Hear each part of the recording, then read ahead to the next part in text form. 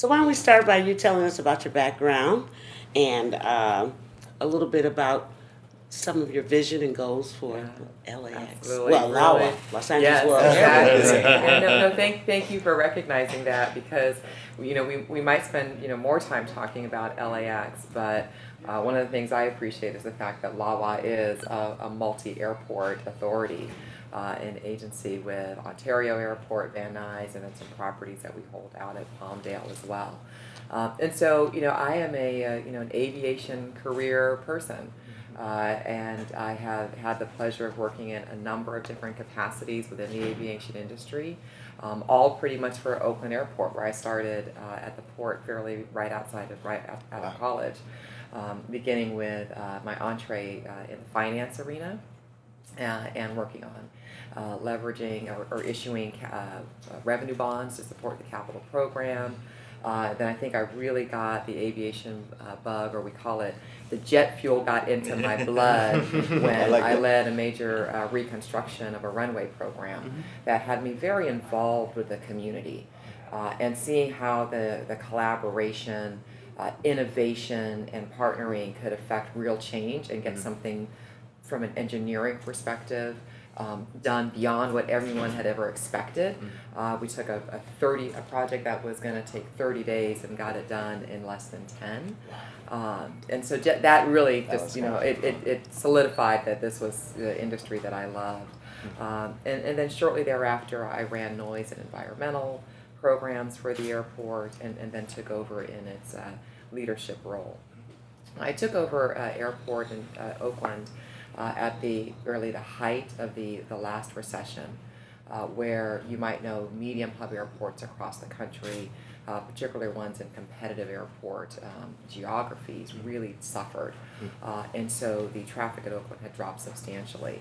And so when I began my leadership there at that pivotal time, it was really fortuitous, because I think the organization, the community surrounding the airport realized that we were ripe for change, and we needed to approach the development of the airport, the culture of the airport, and our marketing in a different and new and fresh way. So I had the pleasure of being able to lead us through that transformative time and take Oakland Airport back to regaining traffic, growing markets, having new markets that we had never anticipated. And then the thing that I'm likely most proud of is getting the rail connection to the airport, which had been a long, multi-decade endeavor. We finally got that done and connected Oakland Airport to BART, which was, I think, very symbolic of the importance of the airport to the region. So that's a bit of how I got to here. For LAX, for LAWA, this is also, I feel, I've come at an extremely pivotal time as well, and I'm so excited to take the nation's second largest airport, but I think a secret that many don't know, and I'm trying to make it less of a secret, is that it's actually, LAX is actually the world's largest origin and destination airport. And what that means is that the people that are originating and staying here, there are more people doing that than any other airport. So other airports typically would count passengers that are connecting through, and that's where you get tremendous more volume of passengers. The beauty of that to me is that the economics are staying here. The tourists are coming, investment is coming, and so the economic impact of the airport is much greater when you have that strong O&D captive market. But it's a pivotal time to change and transform LAX. My vision is to restore it in all aspects to the iconic image that people had of LAX in the past, and to lead in the global ranking of the airport the way that we should, to reflect this great city. I want to ask, just Deborah Flint, what's a day like for her? You wake up in the morning and you just ready to go. runs through her day. Yeah, I look at the calendar and it's blocked all the way from 8 in the morning to 7 or 9 o'clock at night. And I've been begging my assistants to please give me 10 minutes in between at least twice a day. It's a fascinating day. And I think one of the reasons I'm hooked on aviation and airports specifically is that on any given day, I could be talking to the team about noise contours and new flight procedures and how we work with the community on the science about that and communicating with the community on those issues. Then I could be dealing with a construction team on a multi-billion-dollar program and envisioning what we're going to build, and then also working with an employee issue, or establishing a program, working on a program that's going to affect the culture of the 3,000 dedicated people in our organization. It's just, or it might include talking about national issues that affect aviation operations, from drones and airspace issues to federal funding, and how changes in the federal funding policy are important to airports. So it is and I would say, now particularly, I'm also spending a lot of time just getting to meet the people of both Los Angeles World Airports, but also the people in the community, from the business community to neighbors, civic engagements, just spending time to get to know and learn about this great city and all of its people. And what I really love too is that people are really engaged, and they're very interested. I mean, like you all are here today, which I appreciate. Interested in the airport and understand the importance of the airport in the region. I think it's important to learn that I think Las Vegas is like one of the destinations that I think is one of the, mainly people fly into or from. Is it from or to? Is it It's two. Two? Yeah. A lot of people, when I speak with friends, family, people that frequent LAX, they're always like, LAX should be better, bigger. When can LAX expect, or I should say citizens expect to see some construction, new innovation, some of these ideas to unfold? I know you just hit the ground, but people are eager. They say we're 20 years behind now, so when can we expect some of these projects to They get have it right.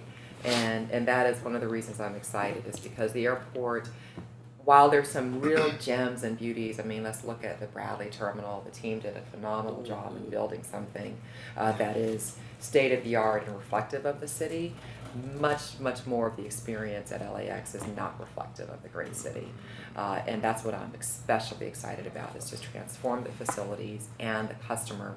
We call our customers guests, because part of our mission is to create a more hospitality-minded, guest-centric experience at the airport. So it is going to take some time. I ask the public's patience, because for us to transform the facilities, it's gonna be a little bit painful, right? The barricades have to be up. Some of the access is not going to be there. It's going to be noisy, to a certain extent dusty, and just the facilities are going to be changing. But we have a lot to look forward to. Essentially, every terminal at the airport right now has a plan to modernize it, to add food, beverage, and retail opportunities, so we can all shop and eat the way we want to at the airport. And then I think maybe most importantly is being able to access the airport with certainty. So, probably the feedback that you get from people says, sure, once I get into the terminals, that's one thing, and that might not be great, but I'm already frustrated and in a bad mood because I had to leave my house really, really early to get to the airport. And even though I, prepared and provided a bunch of extra time, it still took me way longer than I expected or planned for, because of all the roadway congestion. And so it's so important for us that we proceed with a program that we've identified called the Landside Access Modernization Program. And that program is essentially to take all of that congested activity around the central terminal area, or the U-shaped roadway that and extend that out by providing facilities near the airport to help accommodate that activity. So the rental car access, we're going to have a consolidated rental car center, which is what most airports across the country have. We'll have intermodal parking facilities where shuttle vans and commercial vehicles, private drop-off and pickups can happen. And there can be facilities that people want, commercial facilities, to help have a great experience there. And then the most exciting part about that is to connect all of that via rail. and that rail will also connect to the metro system. That's So amazing. providing great public transportation access is going to be part of the airport's future, and that's going to be a great benefit for passengers and for employees. The airport is a huge job creator, and so being able to provide great public transportation access for the employees is also going to be one of the great benefits. It sounds fabulous. The airport's pretty much landlocked. Are you going out into the ocean? We're going the other direction, and Steve can You're gonna provide go- more of the geography on this than I can, because I still am not You're gonna go east? grace versed on Yeah, the, so on the you know streets. Manchester Square, we've been acquiring Yes. property over the years in I Manchester know, Square. yeah. And I'd say we're 90% of the way, although it's taken, I don't know, long before my time, but maybe even before your time. Almost 18 years to get that much done. Yeah. But that's where the rental car facility would go, is right Okay. next to the 405 at Manchester Square, once it's all approved and all that. And the people mover train that we would build goes from the terminals out to there. And that Okay. intersects the Crenshaw line that's being built out here. And so if you live here, you could take the Crenshaw line to a station and connect onto the people mover into the terminals. So we're basically drawing it out to the east, Okay. north of Century and south of Opera Vita. And that's where the Manchester Square is kind of the epicenter of the other end. And so that'll make the acquisitions we've done over the years actually kind of pay off. So a lot of the capital improvement, though, that you're doing is on the, isn't it on the south side, some of that? Well, I'm thinking about that runway project. No, that you're thinking about the specific plan amendment study, which Oh, was okay. on the north side. It was that northernmost runway that they, Mhm. there was the discussion about moved. moving it to give some separation. Mhm. And I'll let Deborah pick it up from there. That's not a priority right now. I know that, there's a history there with those discussions, that was important at the time. But right now our focus is on modernizing the terminals and this landside program. And we want that landside program and all the miles that Steve talked about to just be a very efficient, effective process for entering and exiting the airport. I envision a system that's going to be very, very reliable, very quick. So whether you take public transit in or you park at one of those facilities, a train will be available every few minutes, and that train will deliver you expeditiously to one of the 3 on-airport stations. So it really is a transformative project that will deliver, I think, what we all expect LAX should be for the city.